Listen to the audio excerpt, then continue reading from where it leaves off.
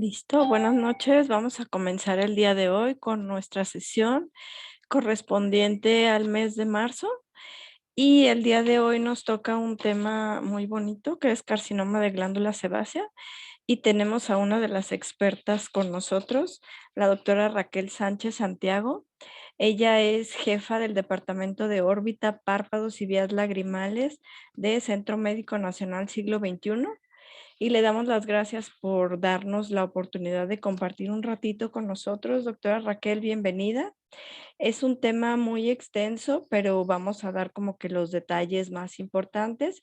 Sabemos que hay varios del servicio de oculoplástica, así como residentes, entonces les damos la bienvenida a todos y comenzamos.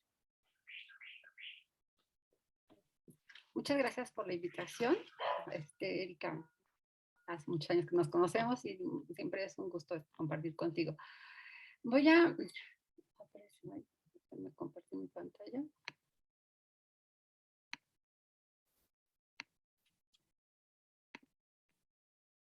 Muy bien. Entonces, voy a intentar dar un panorama general de lo que es el diagnóstico y tratamiento del carcinoma sebáceo de los párpados. Porque, pues como ustedes bien saben, este es una enfermedad sumamente compleja en el diagnóstico, compleja en el tratamiento también, y a veces esa complejidad hace que la gran mayoría de los pacientes, o muchos pacientes, no la gran mayoría afortunadamente, pero muchos pacientes actualmente sigan siendo retrasados en su diagnóstico, por lo tanto en el tratamiento, y eso conlleve a un mal pronóstico. Comenzaré con algunas generalidades y les diré que el carcinoma sebáceo está localizado en los párpados en el 38.7% de los casos. ¿Esto qué significa? Que en el párpado lo podemos considerar como una enfermedad relativamente frecuente, a diferencia de si un carcinoma sebáceo lo encontramos en alguna otra localización fuera de los párpados. Esto es muy relevante porque seguramente seremos los oftalmólogos quienes diagnosticaremos o al menos tendremos frente a nosotros la gran mayoría de los pacientes con este tipo de enfermedad. Y es una enfermedad que es mortal y por lo tanto es un gran compromiso para los oftalmólogos tener un diagnóstico temprano. Representa, y aun cuando esta frecuencia sea tan importante en los párpados, apenas representa el 1% de los tumores de los párpados. Esto generalmente, este 1% es más en poblaciones anglosajonas, no es el porcentaje en nuestra población. Representa el 4.5% de los tumores epiteliales malignos de los párpados y como les decía, nuestra población se parece más a la población de los países asiáticos como China, Japón e India, entre que para ellos representa entre un 31 a un 39% de los casos. Tal vez para nosotros no es un porcentaje tan alto, pero para nosotros en el hospital y creo que para prácticamente todos los hospitales es la segunda causa de tumores malignos de los párpados después del carcinoma vasocelular. Así de importante es. En países anglosajones a veces lo consideran el cuarto lugar, que iría primero el vasocelular, después el epidermoide, posteriormente el melanoma y como el cuarto lugar el sebáceo. Para nosotros representa el segundo lugar y eso hace todavía mayor el compromiso de un diagnóstico oportuno. Las manifestaciones son extremadamente variables y en ello radica la dificultad para su diagnóstico. Un nódulo, espero que se vea mi marcador, un nódulo como el que se ve aquí arriba, que lleva acompañada esta dilatación de una glándula sebácea, pues probablemente sea el factor principal, esta dilatación de la glándula que nos diga, hey, aquí hay un carcinoma sebáceo.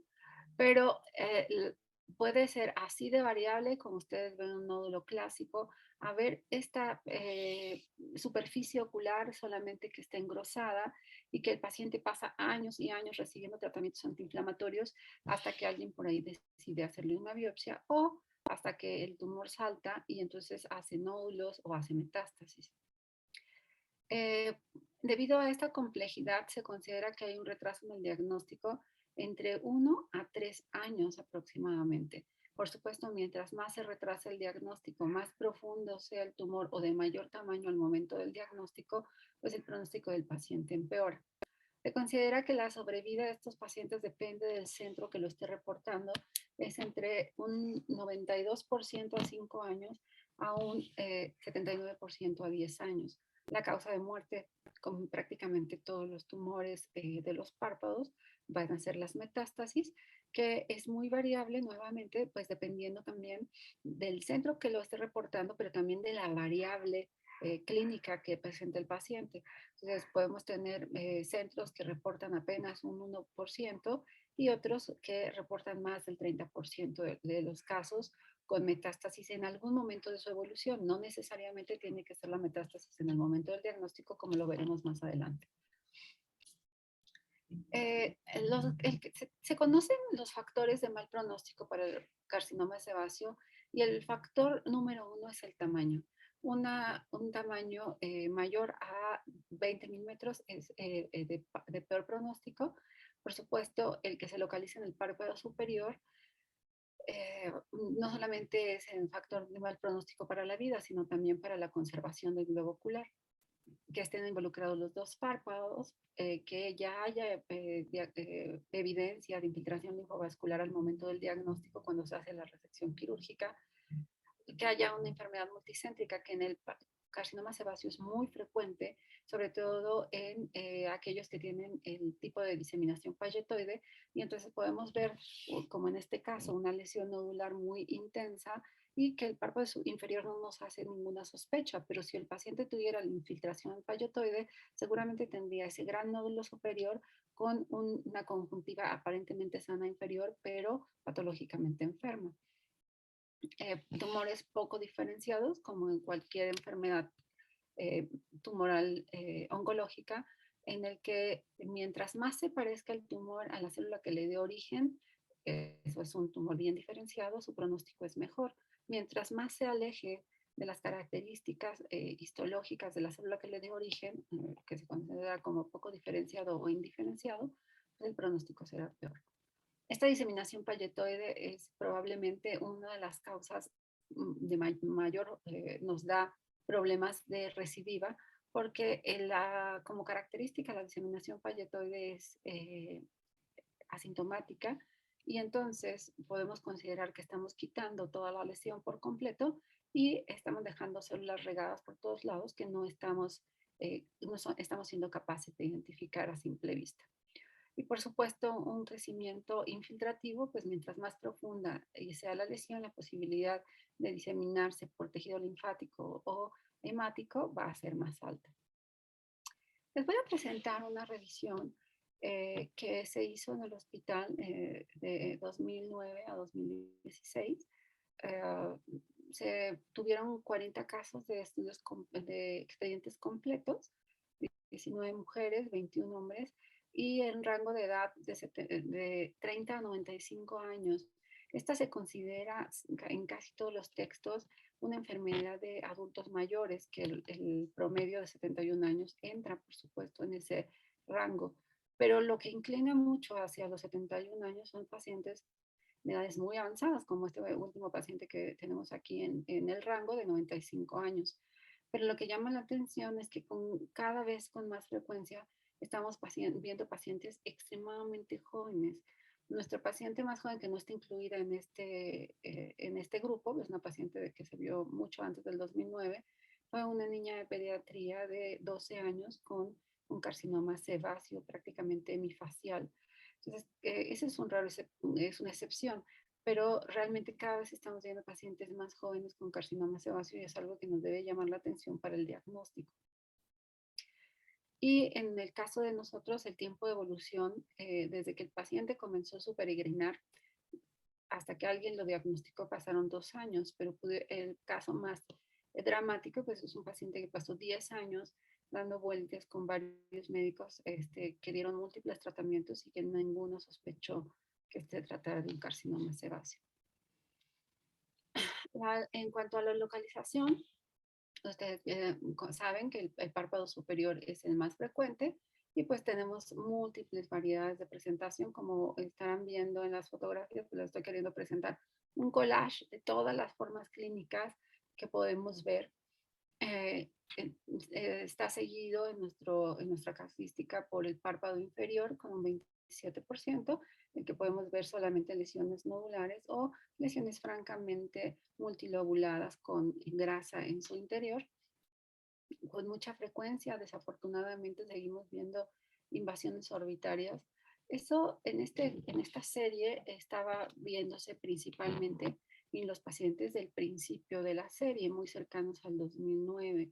Hacia el final de la recopilación de esta serie, la verdad es que habíamos mejorado espectacularmente en el diagnóstico más temprano, y eso pues, evidentemente no somos nosotros, porque nosotros somos un hospital de concentración, y quienes han mejorado en su diagnóstico, en su oportunidad de diagnóstico, pues son los médicos que lo refieren con nosotros.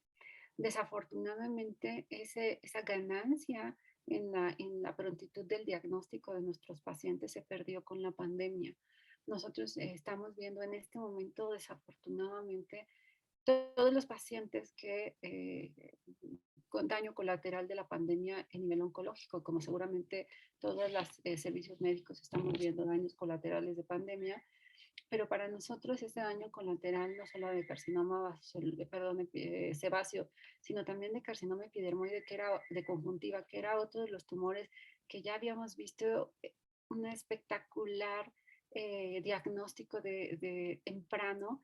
Son dos enfermedades que lamentablemente regresamos en el tiempo, ¿no? Y entonces ahora estamos viendo en estos 2 años que los pacientes no recibieron atención por múltiples causas, que estamos teniendo nuevamente invasiones orbitarias e invasiones oculares que ya no veíamos afortunadamente hace mucho tiempo. Y pues finalmente el menos común de todos es el canto externo como única estructura, sin que esté involucrado nadie más, como pudiera ser este paciente, que fue el inicio del canto y a partir del canto se metió hacia la conjuntiva y hacia la órbita, o pacientes con carcinomas sebáceos pero del saco lagrimoso. Como les decía, los pacientes no todos llegan con metástasis al momento de diagnóstico, pero sí lo desarrollan en el paso del tiempo. Y entonces en esta serie los pacientes llegaban sin metástasis en el 65% de los casos al momento del diagnóstico, pero metástasis al diagnóstico solamente el 10%, pero en el seguimiento los pacientes, ya como pueden ver este paciente es un paciente con una recurrencia local, con una disección de cuello, como ya pueden ver esta herida tan grande que tiene aquí, hasta acá está la herida, con una disección formal de cuello y que tiene nuevamente una recurrencia a cuello. Entonces, en total tuvimos el 35% de nuestra serie con metástasis en el seguimiento. Y aquí está un resumen de cómo se trataron estos 40 pacientes. 21 casos se hicieron resecciones primarias locales sin otra variedad, con reconstrucciones. 4 de estos pacientes tuvieron recurrencia y recurrencia locales, 5 en total tuvieron recurrencia de los que solamente se trataron con resección, pero una fue enfermedad a distancia, enfermedad en parótida. A este paciente, entonces de haber conservado el globo ocular, como ustedes pueden ver, 3 de nuestros pacientes terminaron también en exenteraciones orbitarias, y a este paciente se le hizo parotidectomía, que es el paciente que corresponde a la recurrencia en cuello, parotidectomía, disecador radical de cuello y radioterapia. Este mismo paciente, al ser el paciente que muestra la mayor severidad en progresión, pues es un paciente que murió por actividad tumoral. 3 de nuestros pacientes se perdieron, y de estos 21, 16 estaban en ese momento del corte de este estudio vivos sin actividad tumoral y uno vivo con actividad tumoral. En esa época empezamos a hacer, en el 2009, un poquito más tal vez 2010, biopsia de ganglio centinela, y entonces en este periodo se pudieron conservar 4 pacientes que se les hizo resección local, mapeo linfático y biopsia de ganglio centinela. Uno de ellos recurrió al cuello, no aceptó el tratamiento de la recurrencia y este paciente murió. Al momento del diagnóstico con metástasis, un paciente se le hizo resección local más disección de cuello y tuvo recurrencia y terminó finalmente en un vaciamiento orbitario, parotidectomía, disección radical de cuello, y el paciente falleció. Esto es lo preocupante, como les decía previamente. Vean, 14 de nuestros pacientes, 14 de 40, en esta pequeña serie, llegaron ya con una evolución de la enfermedad tan importante que requirieron como primer tratamiento un vaciamiento orbitario. O sea, ya ni siquiera pudieron ser candidatos a considerar una resección local. Eso es, eso es impactante y desafortunadamente por la pandemia estamos volviendo a ese punto.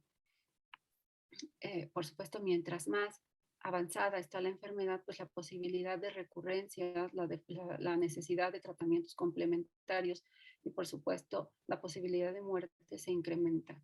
En total, entre los 14 que se les hizo vaciamiento de manera inicial y aquellos que fue necesario complementar un vaciamiento como un tratamiento de recurrencia, pues tuvimos 18 casos, o sea, el 45% de nuestros pacientes terminaron perdiendo la órbita por un carcinoma sebáceo y el 12% de ellos murieron.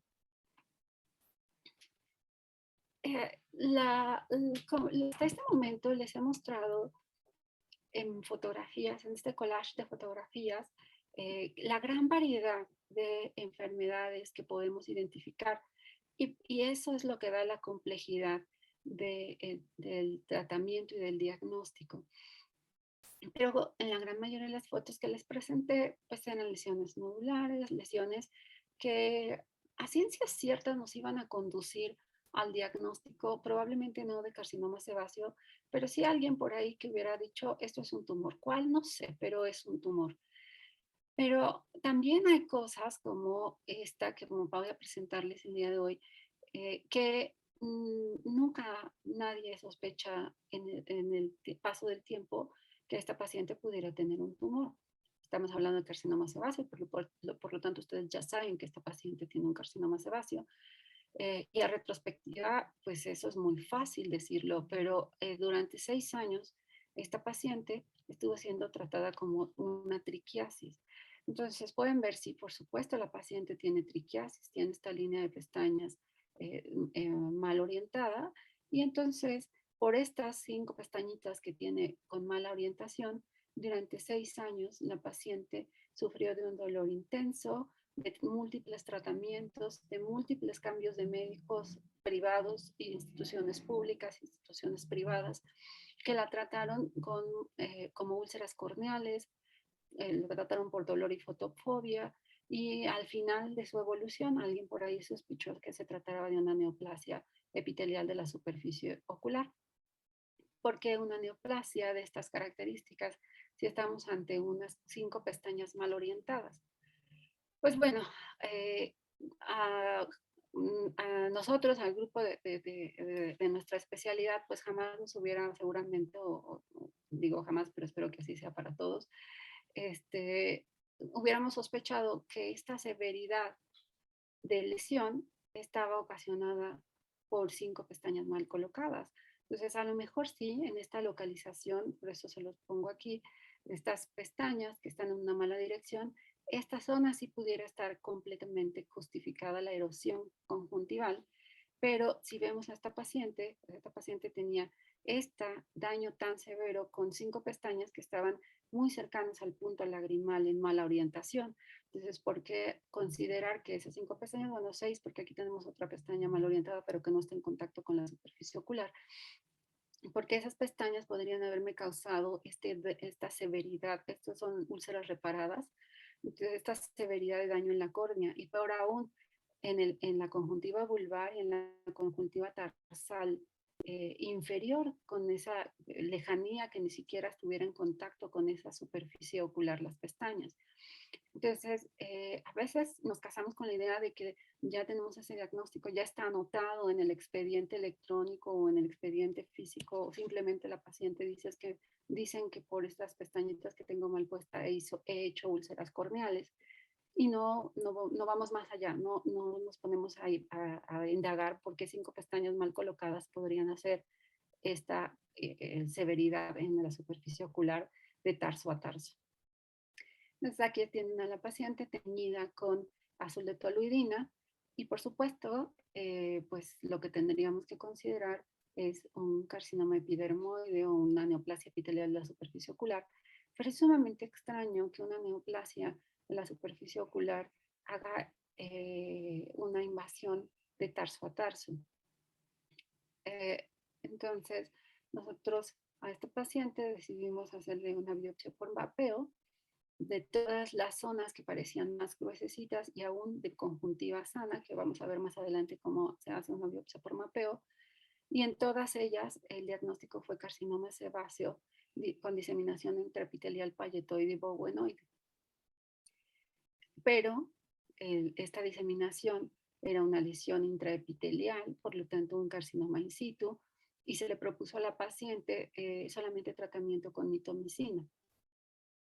La paciente estaba harta, tenía 6 años de dolor intenso, no podía más vivir de esa manera y ella optó por un tratamiento mutulante que esta paciente es relativamente frecuente, reciente, tal vez unos 3 años, si no es que menos, y en este momento de mi vida, pues ya no propondría como primer tratamiento para una enfermedad bowenoide vaciamiento orbitario. Hay casos similares, por eso es que traje a colación este caso, pero es un caso que desafortunadamente no es raro. Entonces, cada uno de estos pacientes son pacientes diferentes, los que les estoy presentando, y pueden ver este engrosamiento del párpado inferior del borde libre, que si no fuera por estas pequeñas nodulaciones con grasa, nadie podría considerar que esto es un carcinoma sebáceo. Claro, aquí están estas dos bolitas levantando la mano para decir, ahí soy un carcinoma sebáceo.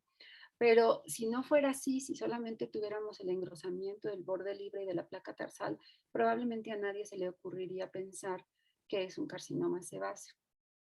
Este es un paciente que me enviaron con diagnóstico de papiloma de la conjuntiva y sí, tiene una reacción papilar, pero a diferencia de los papilomas que son muy delgaditos, que podemos ver la conjuntiva lisita, plana, delgadita, esta reacción papilar está sobre una superficie extremadamente gruesa, con zonas como con necrosis, y entonces pues no debemos nada más dejarnos llevar por estas lesiones papilares superficiales.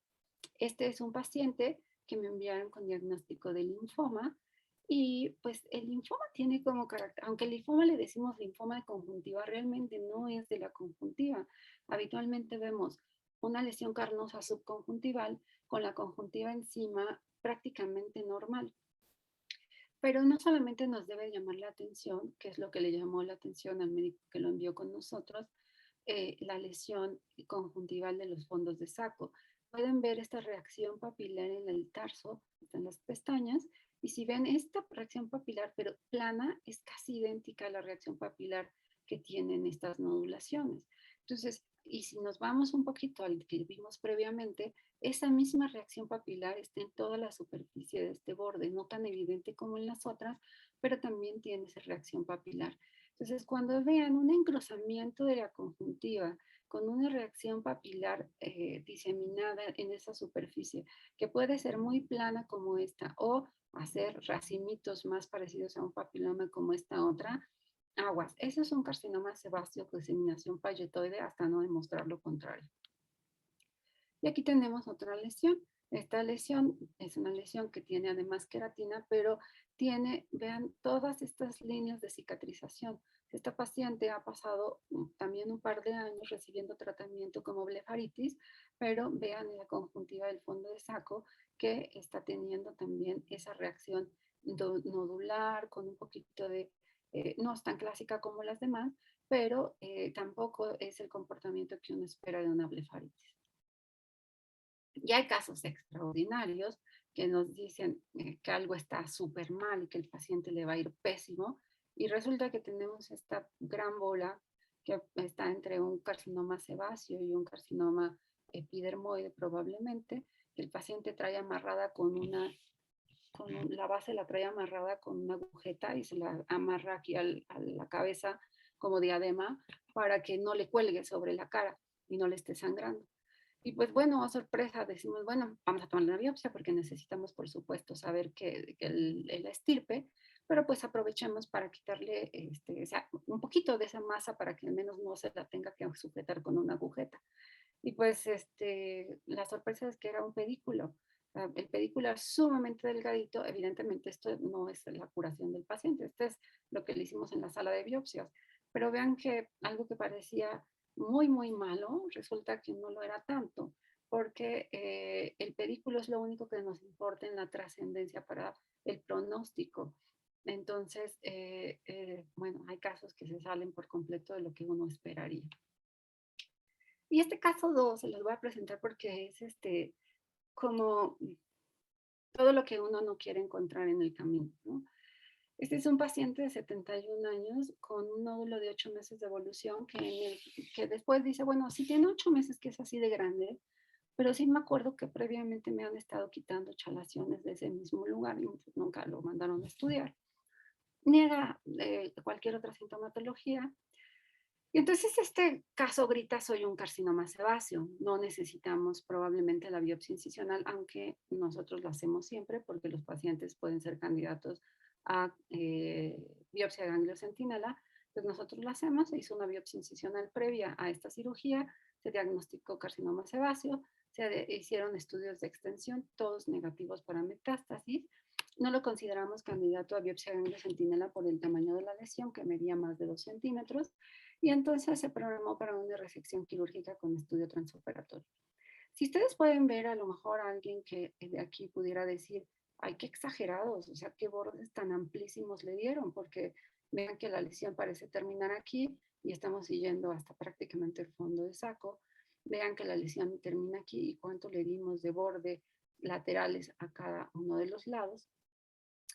Y pues es que así lo amerita un carcinoma sebáceo. Entonces, si nos vamos más cerquita, sí que sí van a tener reporte de bordes positivos, pero aún con estos bordes que ustedes están viendo, el paciente se le hace un transoperatorio a esa primera pieza que ustedes vieron previamente y nos dicen todos los bordes son positivos. Y entonces, ¿qué hice en ese momento? Este paciente ya tiene muchos años operado, pues ampliar bordes, que es lo que corresponde. Y entonces ampliamos bordes no una vez, sino varias, y en todas las ocasiones los bordes fueron positivos a neoplasia. Entonces, pues lo que procede en este paciente es hacer un vaciamiento orbitario, que es aquí después del empaquetamiento. Pero eso, como les dije, eso es hace un buen rato. ¿Qué haría yo hoy? Evidentemente, la actividad tumoral que nos están reportando no es una actividad de espesor total como es este caso. Lo que nos estaban reportando era una diseminación palletoide. Y la diseminación palletoide, por definición, al menos cuando tiene estas características de estar diseminado sobre una superficie aparentemente sana, debe de ser una lesión intraepitelial, o sea, un carcinoma in situ. Entonces, ¿qué haría hoy? Bueno, el día de hoy haría una biopsia por mapeo previo al tratamiento. Esa biopsia por mapeo tiene como característica tener siempre un esquema de toma de biopsia. Se recomienda, este es un esquema que se recomienda, cada uno de nosotros puede tener su propio esquema, pero debe de ser siempre el mismo para que sea reproducible y no se nos olvide de dónde le tenía yo que tomar o de dónde dije que era importante tomarle.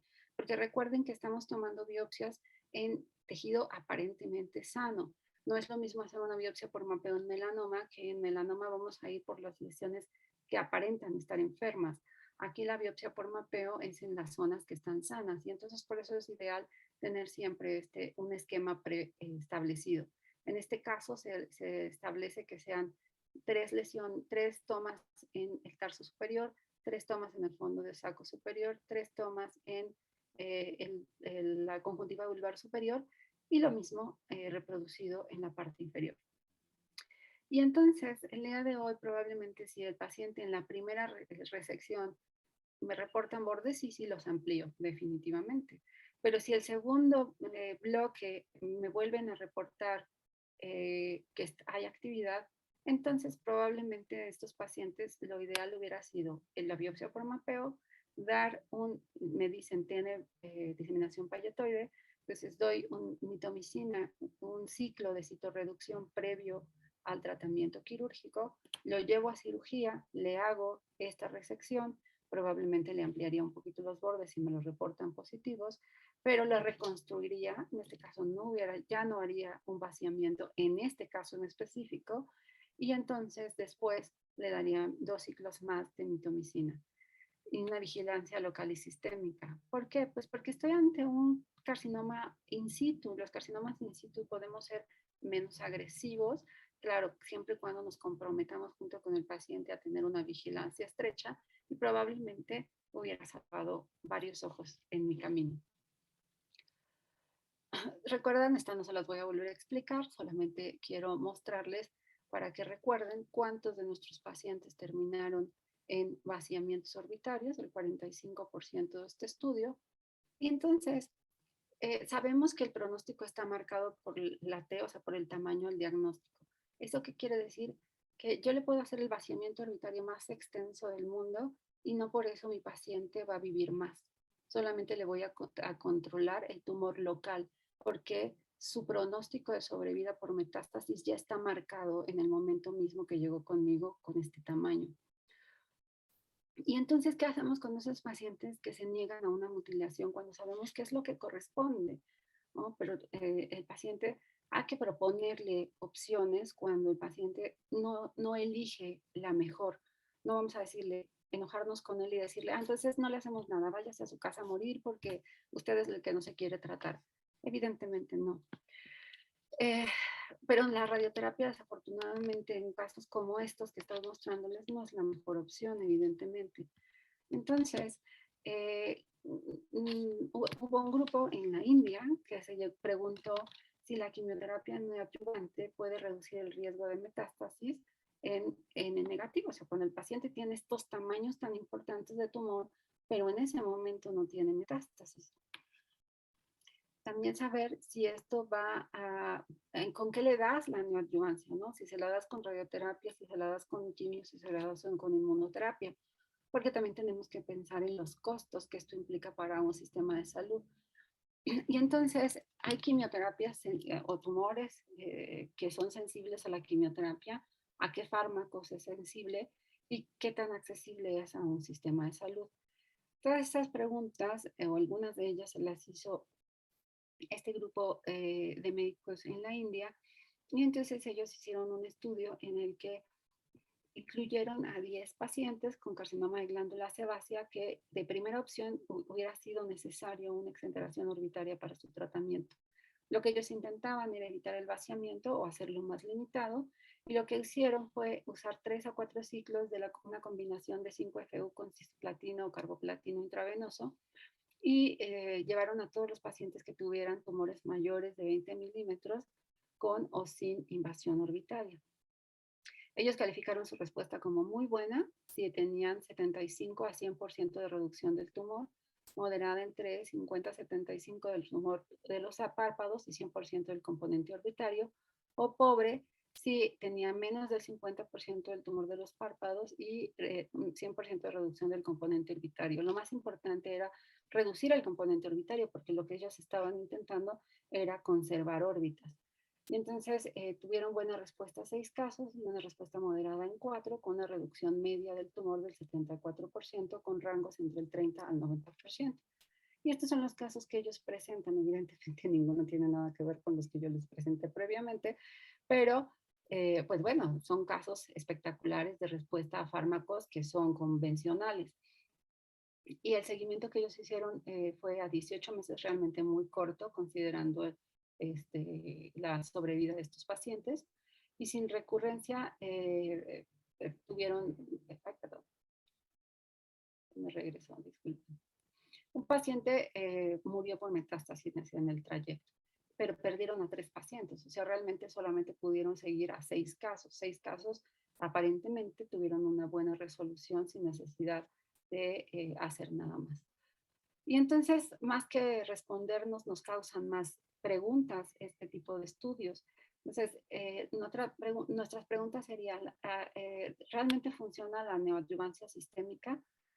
¿Es quimiosensible este tumor? Probablemente depende de la estirpe histológica. Los tumores que se están reproduciendo muy rápidamente son los que pudieran responder a la quimioterapia sistémica. Los tumores como los palletoides de 6, 8 años de evolución probablemente no sean los mejores candidatos. Y existen fármacos específicos, pues al parecer el 5-FU y el platino, como todos lo sabemos, no son específicos, pero actúan formidablemente sobre epitelios que tienen rápida reproducción. Por lo tanto, son los tumores que mejor van a responder en estos casos. Es accesible para el sistema de salud. Este esquema es un esquema en general muy barato que es accesible. ¿Funcionará en nuestro medio? Esto no lo podemos responder y la pregunta más complicada es si podremos convencer a nuestros compañeros oncólogos médicos de que saben ellos o tienen en mente que los carcinomas sebáceos no son quimiosensibles y si de alguna manera podremos convencerlos a que participen en dar estos fármacos a nuestros pacientes y que juntos veamos la evolución para tratar de tener cirugías más limitadas. Bueno, pues eso sería todo de mi parte. Muchísimas gracias.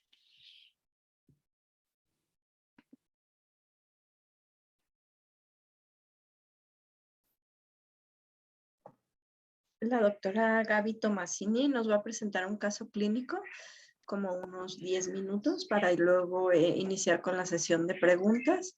Entonces, la doctora Gaby es egresada de Centro Médico. Ella fue residente de oftalmología y después se fue al Hospital de Nuestra Señora de la Luz a hacer una subespecialidad. Y el día de hoy nos va a presentar un caso clínico. Gaby, ¿estás lista? Sí, doctora, muchas gracias. Buenas noches. Bueno, les voy a hablar brevemente sobre un caso que tuve la oportunidad de seguir durante mis años de residencia en conjunto con la doctora de la Rosa. También este caso lo llevamos al Congreso de Oculoplástica que hubo en el 2019 en el Hospital de la Luz precisamente, en conjunto con la doctora Camacho, la doctora de la Rosa, la doctora Adriana Martínez y el doctor Oscar Solarzán. Entonces, vamos a empezar. Se trata de una mujer de 82 años de edad. Ella es originaria y residente de Guadalajara. Como antecedentes de importancia, ella es diabética de 3 años de evolución, en adecuado control, con metformina una tableta cada 24 horas, y también es hipertensa de 12 años de evolución, en manejo con losartán, una tableta cada 12 horas, aparentemente en control. Como antecedentes oftalmológicos de importancia, ella tuvo una cirugía de catarata más colocación de lente intraocular en ambos ojos hace 12 años y cuando llegó con nosotros, ella se estaba colocando hialuronato de sodio al 0.4%, una gota por razón necesaria. Estaba empleando ácido de pestañas 2 veces al día y estaba automedicándose con ketorolaco 30 miligramos, una tableta cada 6 horas e inclusive cada 4 horas, dependiendo del grado de dolor que ella tuviera.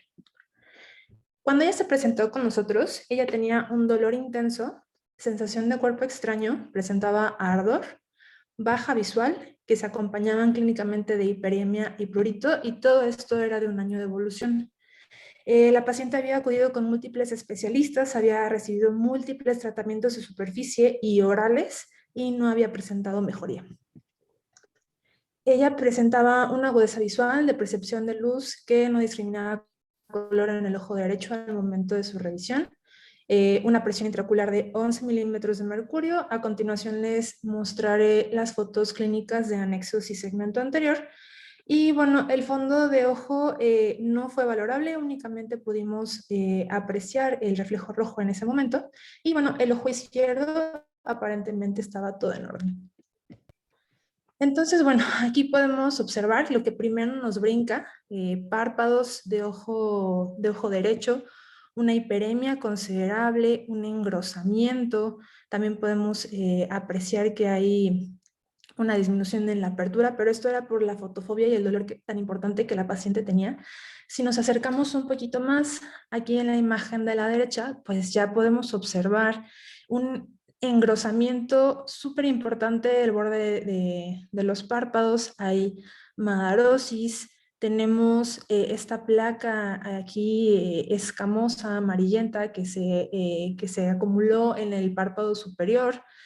Podemos observar abundante secreción en los fondos de saco y al momento de pedir a la paciente que ella cerrara los ojos, pues encontramos esta lesión de tipo nodular en la parte, en el párpado superior, que era firme y se sentía, pues, no era móvil y se sentía que estaba adherida a planos profundos.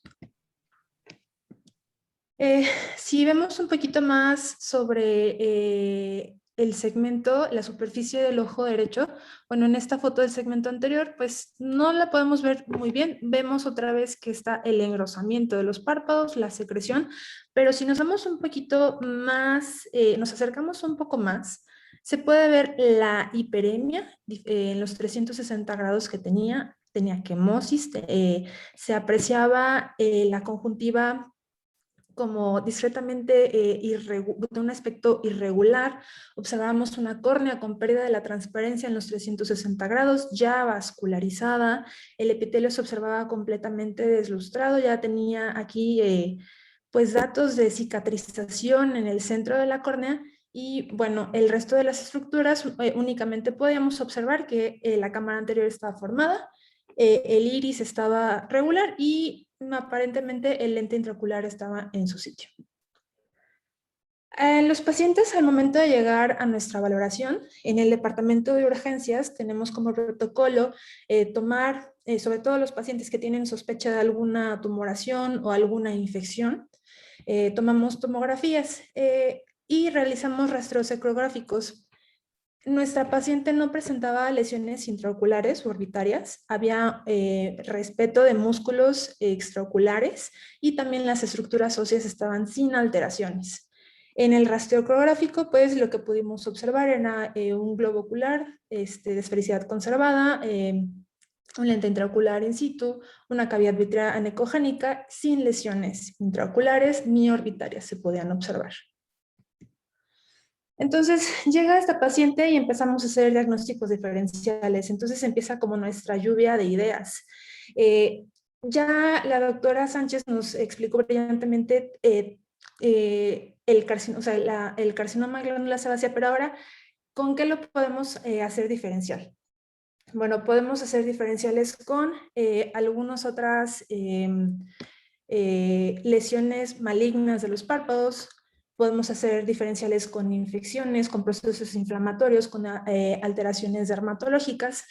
Y entonces, ya analizando un poquito más los datos clínicos de nuestra paciente, pues tomando en cuenta que era una señora ya en la 9ª década de la vida, que tenía una afección crónica, con una pérdida importante de la anatomía y con un dolor importante, pues los diferenciales más importantes que nosotros vimos era un carcinoma vasocelular, un carcinoma escamoso, esto hablando diferenciales al carcinoma de glándula sebácea, y en cuanto a espectro benigno, una blefaroconjuntivitis, ya sea por estafilococos o seborreica. ¿Y por qué pensamos eso y por qué no fue eso? ¿Okay? En cuanto a las blefaritis estafilocócicas, lo que hacen los estafilococos es que producen lipasas que van a hacer que los triglicéridos se rompan y se conviertan en ácidos grasos libres, y estos van a propiciar una hiperkeratinización. También hay ésteres y las lipasas también convierten ésteres y grasas neutrales en glicerol y ácidos grasos libres, y bueno, esto también va a tener como consecuencia una alteración de la arquitectura de la glándula de meiomio. Por otro lado, también el Staphylococcus aureus produce una alfa-toxina que nos puede propiciar dermonecrosis, y con esto pues la aparición de la hiperemia y de las úlceras que podemos encontrar típicamente en los pacientes que tienen este tipo de afección. ¿Por qué no consideramos que fuera una blefaritis estafilocócica? Bueno, normalmente los pacientes con estos cuadros crónicos pueden presentar triquiasis, más no madarosis, presentan una respuesta a la antibioticoterapia, el manejo de la superficie, tanto con esteroide oral como con lubricantes, y también con higiene. Igual pueden presentar una adecuada respuesta, inclusive con manejo oral. Entonces, lo descartamos. En cuanto a blefaritis seborreica, bueno, pues es más frecuente en adultos mayores de 50 años. Podemos observar placas escamosas, amarillentas, de aspecto oleoso, como las que pudimos encontrar con nuestra paciente, pero no hay afección en pestañas. Normalmente pueden presentar lesiones adyacentes en cabeza, típicamente a nivel de cejas o nacimiento de las pestañas retroauriculares, y en nuestra paciente no había eso, y no va a haber un impacto significativo en la anatomía. O sea, tenemos Sí puede haber algunos cambios, algo de hiperemia, pero no es tan significativa como la encontramos en nuestra paciente. Y bueno, como también las blefaritis posteriores pueden ser un diagnóstico diferencial del carcinoma de glándula sebácea, podemos hablar un poco de la disfunción de glándula de meiomio, que consiste en que existe una hiperkeratinización del borde y los ductos, hay una obstrucción del ducto, estasis de Meiboom, dilatación, los acinos caen en desuso, existe atrofia y alteración de la arquitectura. ¿Y por qué no sería esto un diagnóstico diferencial de nuestra paciente? Porque es muy rara que exista madarosis en estos pacientes y igualmente van a presentar respuesta a manejo de superficie e higiene. Y lo más importante es que estas entidades suelen ser bilaterales. Entonces, ¿qué otros diagnósticos diferenciales hicimos con nuestra paciente? Es muy importante que en todos los pacientes mayores de edad hagamos diferencial con lesiones malignas. Los dos principales serían el carcinoma epidermoide y el carcinoma vasocelular. El epidermoide típicamente va a aparecer en párpado inferior, presentan un crecimiento muy rápido y se pueden observar en ocasiones con poca vascularización. Podemos encontrar lesiones de queratitis actínica en el rostro y típicamente se pueden presentar como placas o nódulos indoloros que frecuentemente se ulceran. Y en caso de las lesiones por un carcinoma de glándula sebácea, muy poco frecuente van a presentar una ulceración. En cuanto al carcinoma vasocelular, las variantes que podríamos hacer un diagnóstico diferencial serían con la nodular o esclerosante. Estos presentan su localización más frecuente, al igual que el carcinoma epidermoide, en el párpado inferior, pero las características morfológicas varían un poco más, ya que suelen ser lesiones blanquecinas o translúcidas que ulceran frecuentemente, y es muy importante comentar que una invasión difusa de la conjuntiva es muy poco frecuente, tanto en carcinoma vasocelular como epidermoide, hablando de que sea principalmente, o sea, un primario de párpado, no una neoplasia escamosa de la superficie ocular como tal. Entonces, lo que nosotros hicimos fue, nosotros recibimos a la paciente ya llegó con nosotros con una biopsia, la cual arrojaba células con vacuolización intracitoplasmática con aspecto espumoso, que esto es muy característico de un resultado de un análisis histopatológico de carcinoma de glándula sebácea. Se derivó al departamento de órbita, se le inició por parte del departamento de órbita protocolo preoperatorio y se le propuso una exenteración de órbita derecha. Al mismo tiempo de que nosotros empezábamos con el abordaje y el plan quirúrgico, como parte del protocolo del hospital es realizar una interconsulta al departamento de oncología médica, quienes realizaron estudios de extensión, realizaron ultrasonido hepático, gamagrama, PET, y se descartó que hubiera metástasis y propusieron inicio de radioterapia posterior a la intervención quirúrgica por parte de nosotros. En un momento más les presentaré imágenes del seguimiento, pero es importante comentar que la paciente presentó recidivas pequeñas locales que fueron manejadas exitosamente con mitomicina C tópica. Y bueno, aquí uno de los datos importantes de por qué nosotros decidimos realizar la exenteración, pues era por la infiltración difusa de la conjuntiva y la afección tan importante que ella tenía en toda la parte anterior. Bueno, estas son algunas imágenes del abordaje quirúrgico que nosotros realizamos. Pues algunos de los pasos que ustedes ya bien conocerán sobre la exenteración. Esta pieza, pues como todas las piezas que se toman en quirófano, se envió a patología y nos dio un resultado de un carcinoma de células sebáceas con un tamaño no determinable por la afección multifocal y diseminación palletoide en epidermis. Encontraron un foco de invasión de 4 milímetros en párpado superior y afortunadamente todos los bordes quirúrgicos estaban libres y se descartó en ese momento diseminación linfática o hematógena. Esta es una imagen de la paciente a las 2 semanas de su posoperatorio. Aquí vemos cómo empieza la cavidad a epitelizar. En este momento no encontrábamos ningún dato de recurrencia y a los 2 meses posquirúrgicos, aquí en el fondo estas imágenes amarillentas son las recurrencias que ella comenzó a presentar, pero como les comento, respondieron de manera adecuada con el uso de mitomicina C. Y por parte del departamento de oncología iniciaron sesiones de radioterapia. A 1 año de seguimiento, la paciente no presentaba recidiva ni datos de metástasis en ningún lugar.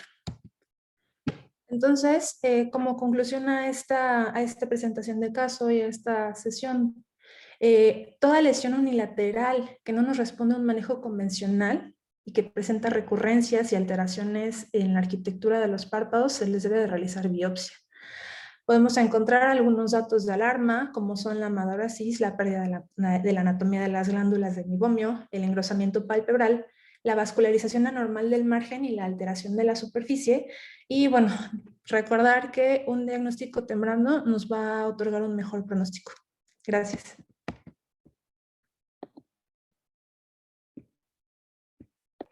Muchas gracias a la doctora Gaby y a la doctora Raquel.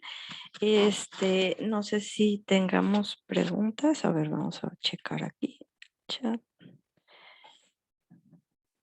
Bueno, mientras leemos, creo que no hay. Yo quiero preguntarle a la doctora Gaby o a la doctora Raquel.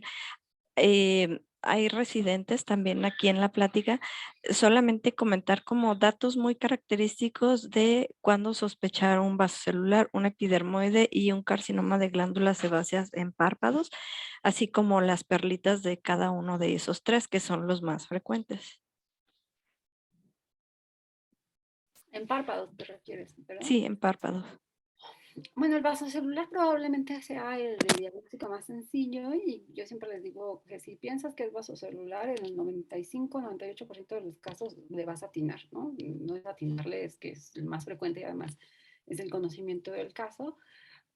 Pero generalmente la gran mayoría de los pacientes pues tienen un nódulo que está súper bien delimitado, que puedes saber dónde empieza, dónde termina, que en su superficie tiene una queratina, una capa de epitelio que lo recubre perfectamente, que no están las células expuestas a menos que tenga una ulceración.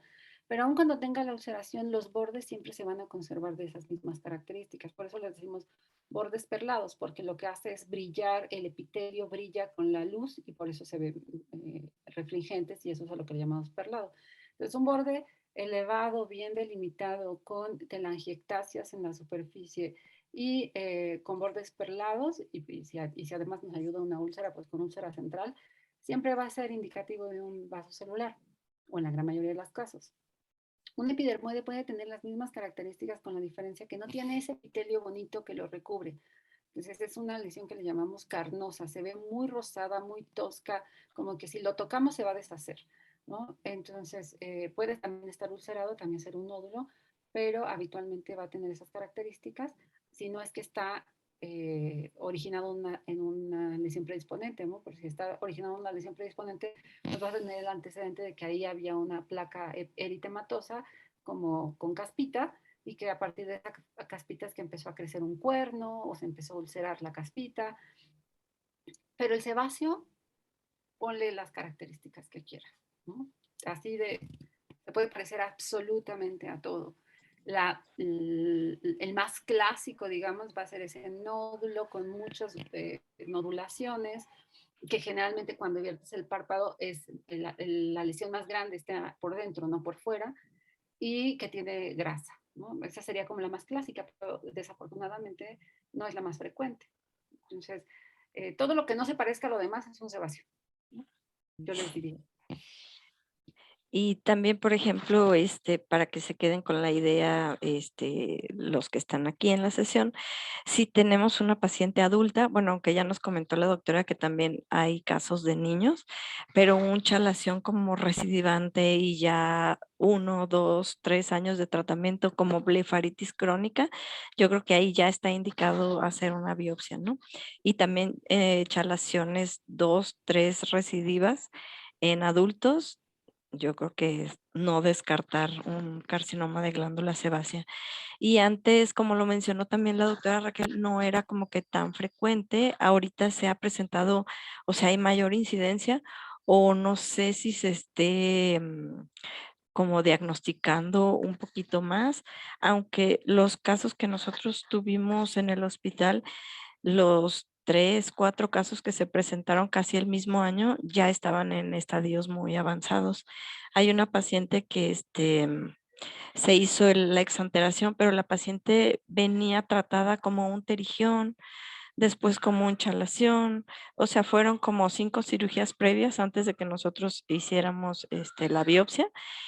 Ya habíamos propuesto exanteración porque estaba muy, muy feo el tejido, pero antes de exanteración siempre tomamos una biopsia previa para poder justificar, ¿no?, la exanteración.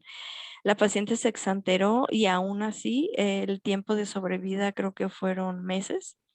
Se propuso inmediatamente que se hizo el vaciamiento, este, radioterapia, no alcanzó a llegar a la radioterapia, buscamos quimioterapia, llevaba 3 ciclos, la paciente después supimos que tuvo un EBC y falleció, pero ya llegó en etapas muy, muy avanzadas. Hay una pregunta aquí, dice que ¿cuándo está indicado mitomicina? Dice, si es pagetoide y aún no hay bordes libres, ¿se pone mitomicina o se espera a ver si hay o no recidiva? No, bueno, no quiero hacerte un comentario en relación a lo de los chalaciones. Yo creo que los chalaciones, todos sin excepción, deben de mandarse A a biopsia. patología, desde el primero. O sea, limpien su conciencia, ¿no? Sí. Uno que se les vaya y un paciente que se muera porque no mandaron un chalación a estudiar, yo creo que ya es bastante. Entonces, incrementen en su presupuesto 1,000 pesos para el patólogo y manden todo lo que tengan. Evidentemente, pues si es uno que sale explosivo, pues de la cápsula, pero todo debe de ir a patología. Con uno que les llegue 6 meses, 6 años, o que la familia les diga se murió por un carcinoma sebáceo y sospechen que es porque ustedes no mandaron a patología, ya es para morirse en la conciencia. Y la mitomicina, yo como adyuvante, ¿qué inconveniente tiene el payetoide? Pues que no lo ves. Ese es el gran inconveniente de un payetoide, que generalmente la diseminación payetoide, cuando te dan los bordes positivos, es porque no lo viste, es algo que es microscópico. Entonces es muy difícil decir cuándo acabas la mitomicina, pero la mitomicina para sebáceo se tiene que dar como la mitomicina para melanoma, al 4%, 4 veces al día por 2 semanas. 14 días es mucho de mitomicina. Un paciente te tolera a veces el primer ciclo, el segundo a veces ya ni lo termina. Entonces, yo lo que les recomiendo es que den su primer ciclo de mitomicina, si el paciente lo tolera bien, 2 semanas después darle el segundo ciclo.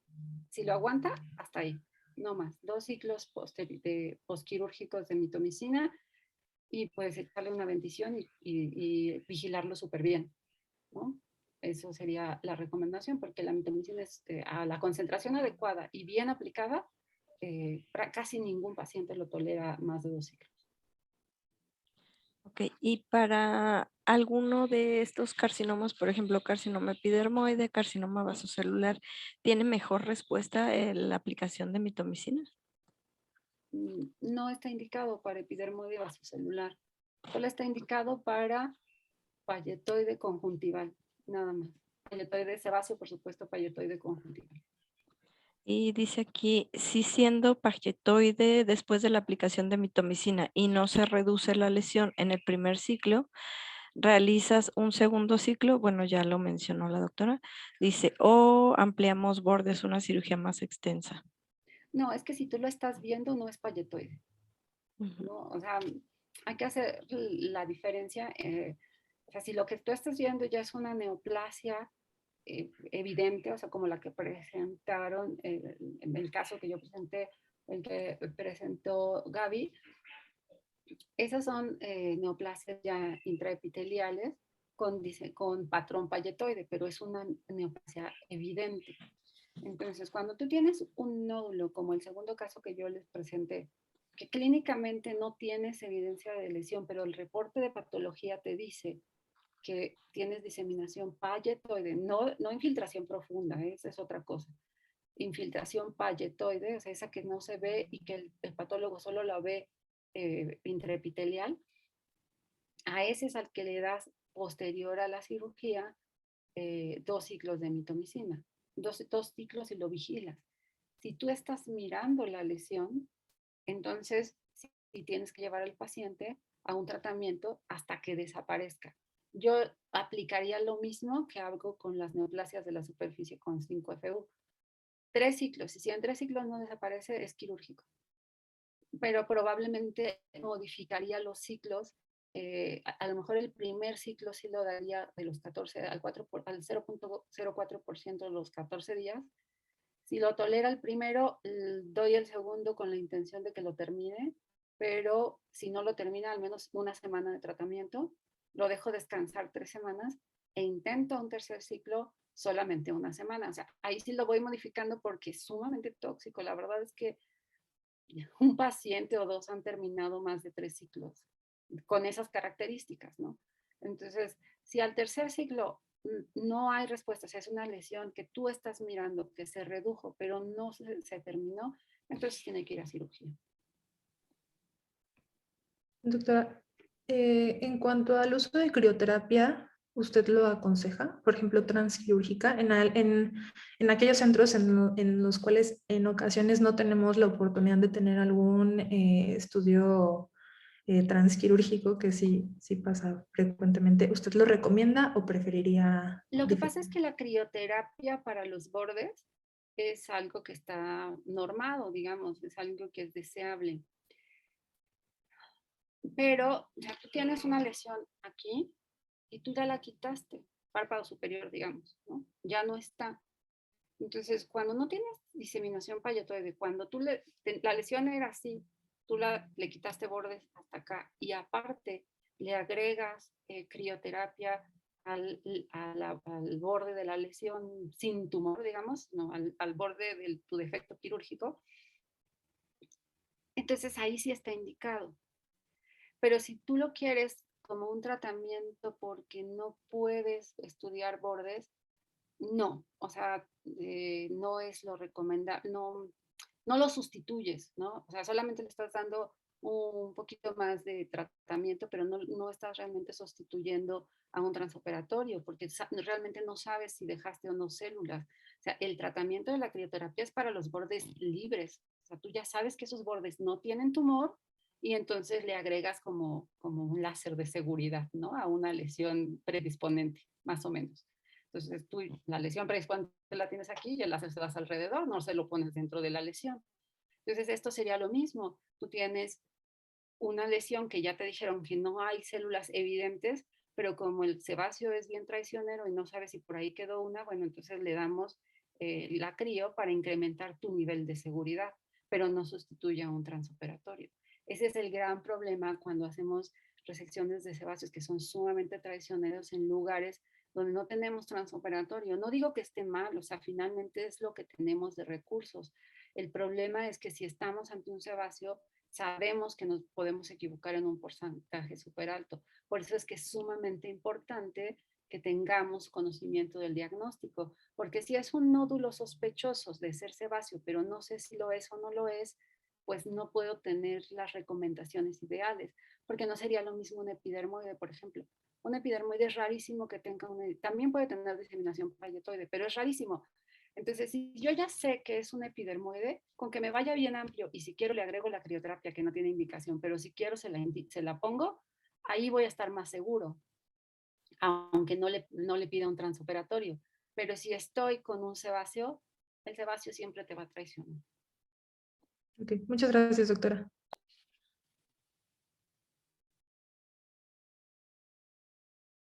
La doctora Silvia Briceño dice, doctora Raquel, ¿en su experiencia ha tenido algún caso con afección bilateral?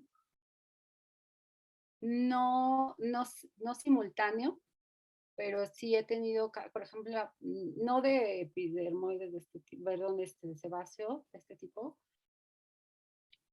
pero la paciente que les presenté de ese sebáceo, de toda la superficie ocular que terminó en exenteración, hace unas semanas, le quitamos un epidermoide enorme de la ceja del otro lado y de epidermoide de la región malar. Entonces, generalmente son pacientes que van a tener una mayor tendencia a desarrollar tumores, o sea, un epidermoide bola, o sea, no un epidermoide chiquitito, era un epidermoide como de 5 centímetros, 2 años después aproximadamente del sebáceo del otro lado. Entonces, los pacientes con cáncer son pacientes genómicamente enfermos, o sea, tienen enfermedad genética y podemos tener, yo no he tenido sebáceos de los dos lados, pero sí hay reportes y generalmente no se presentan al mismo momento, pueden presentarse de manera asincrónica. Y nos preguntan también, ¿con qué frecuencia se realiza el ganglio en centinela? Cada vez somos más selectivos. Cuando yo empecé a hacer ganglio centinela, yo estuve en el MD Anderson en el 2008 y creo que ya hacíamos ganglio centinela con cabeza y cuello cuando yo me fui, pero cuando regresé del MD Anderson lo hacía todos pasaban por ganglio centinela. La verdad es que no tiene indicación en todos. Es una lesión que es un procedimiento que debe realizarse en lesiones que no se conviertan en una disección radical de cuello. ¿A qué me refiero? Bueno, pues este pedacito de mi párpado, de mi canto externo, casi seguro me drena la parótida. Pero la porción media me va a drenar probablemente una porción a la parótida y probablemente a nivel central. Y el párpado superior probablemente me va a drenar a la porción media. Entonces, si mi carcinoma, del que sea, melanoma, sebáceo o epidermoide, ocupa tercio superior del párpado, canto externo y tercio inferior o hasta medio del párpado inferior, ya tiene un pedacito de ese va a drenar aquí, otro pedacito va a drenar aquí y otro pedacito va a drenar aquí. Y entonces esto ya se convirtió en una disección de cuello, ya no en un ganglio centinela. No es lo mismo en la mama, o sea, tienes una mama súper grandota que todas va a drenar, un cuadrante va a drenar casi siempre al mismo sitio. Entonces ahí sí a todas hay que hacerles ganglio centinela. Entonces, ahora actualmente pues solamente tenemos muy poquitos. Primero, tienen que ser tumores invasores. Los in situ no tienen ningún caso. Para eso, para saber si es invasor, necesitas una biopsia previa. Tienen que ser tumores que te midan más de 10 milímetros, pero menos de 20 milímetros. ¿no? Entonces, si un tumor mide más de 20 milímetros, también ya ocupó demasiados segmentos ganglionares y se va a hacer una disección de cuello. Entonces, les diría en general, tienen que ser tumores no vasocelulares, y la única manera de corroborarlo al 100% es con una biopsia. Entonces tienen que ser tumores no vasocelulares. Tienen que ser lesiones invasoras que midan más de 10 milímetros, pero menos de 20 milímetros, para que podamos considerarlas susceptibles de biopsia de ganglio centinela.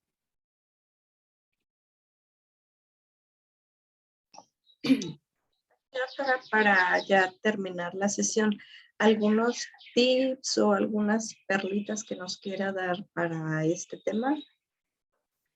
Pues lo primero es tener en mente que el carcinoma sebáceo tiene todas las manifestaciones clínicas que ustedes puedan creer. Algo que sea monocular, como dijo Gaby, aunque parezca una lesión clásica de blefaritis, pero si es monocular, ya sospechen que no es blefaritis. Y lo más importante, si no se cura en el tiempo promedio de la enfermedad que están sospechando, no sé, si están pensando en una conjuntivitis folicular, pues un par de meses, ¿no? Que ya no tenga folículo. Si están pensando en una blefaritis, pues también un par de meses en el que le diste tratamiento de todo y no, o sea, no esperar 6 meses o 6 años para sospecharlo. Y siempre mandar todo lo que ustedes quiten, terigiones, chalaciones, quistes, o sea, cualquier cosa que ustedes quiten del cuerpo de una persona debe de ser estudiado por un patólogo. Entonces, la gran mayoría de las veces va a decir que no es nada, pero el paciente les agradecerá infinitamente que les digan que no es nada. Pero con uno que por ahí les digan que sí es algo, también el paciente les agradecerá infinitamente que se lo diagnostiquen a tiempo. Entonces, cuando vean sus presupuestos quirúrgicos, incluyan al patólogo. Es el dinero mejor gastado del mundo.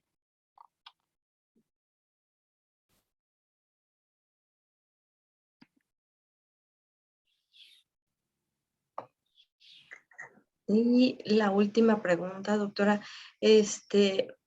yo sé que a lo mejor en su hospital hay un poquito más interacción con los oncólogos respecto a tener como que el seguimiento del paciente, ya que se hizo la cirugía o el tratamiento que se decidió de dar el seguimiento junto con el oncólogo.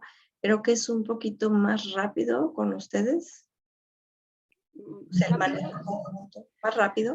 Lo que pasa es que yo creo que lo que hacemos no necesitamos a nuestros compañeros que no sean indispensables, no necesitamos a nuestros compañeros oncólogos para hacer un rastreo de un paciente. O sea, como parte del protocolo de pacientes, llega el paciente, sospecho que tiene un tumor no vasocelular, puede ser cualquiera, el que ustedes quieran. Y entonces, como parte de su protocolo, nosotros le pedimos al mismo tiempo que le estamos haciendo la biopsia, le estamos solicitando ultrasonido de parótidas y cuello para ver que no tenga metástasis ocultas, placa de tórax y ultrasonido hepático. Entonces, eso es como parte de nuestro protocolo sin que intervenga en absoluto el oncólogo. Una vez que tenemos todo eso negativo, porque para hacerle una biopsia de ganglio centinela yo le tengo que decir al oncólogo, ya tengo este paciente con un carcinoma sebáceo que es N negativo y M negativo, porque si no, pues ¿para qué me va a hacer una biopsia de ganglio centinela? Lo que me va a hacer es una disección de cuello. Entonces, eso lo hacemos nosotros. El oncólogo no interviene en ese momento y el seguimiento lo hacemos también nosotros. Esos mismos estudios que les mencioné se siguen haciendo cada 3 a 4 veces al año durante los 2 primeros años, que son el tiempo de mayor frecuencia de recurrencia, y después los hacemos cada 6 meses. Pero realmente en el hospital nuestros pacientes no pasan por un servicio oncológico hasta que tienen evidencia de actividad tumoral y necesitamos, en otros sitios me refiero, necesitamos tratamiento conjunto, pero nosotros lo hacemos absolutamente todo. Entonces mi recomendación sería esa vigilancia la hacemos solos, sin ningún problema, porque es nada más hacer una solicitud de estudio, no necesitamos ser nosotros quienes hagan los estudios.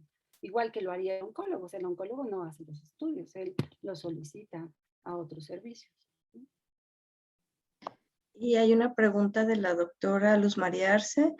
Dice, ¿ha tenido alguna presentación asociada a carcinoma de glándula sebácea como parte del síndrome de Muir-Torre? Muir-Torre está descrito, pero realmente Muir-Torre es muchísimo más frecuente con lesiones benignas, sebáceas benignas, y no se considera, es más, la frecuencia es tan alta en los párpados que no se considera como parte del síndrome. O sea, si un paciente tiene una lesión sebácea de los párpados, aunque tenga síndrome de Muir-Torre, no se considera parte del síndrome porque es tan frecuente los carcinomas sebáceos de los párpados no asociado, no sindromático, que realmente no lo consideran como parte del síndrome. En cambio, si un paciente tiene adenomas sebáceos en otras partes del cuerpo que sean evidentes o más abundantes, esos adenomas sebáceos están más relacionados, o sea, son lesiones benignas, son adenomas sebáceos, están más asociados fuera del cuello, fuera de la cabeza y el cuello, están más asociados con Muir-Torre que un carcinoma sebáceo de los párpados. Y también la doctora Briceño preguntó, ¿es similar? No sé si hay alguna otra pregunta, ya no veo aquí en el chat. Ya no.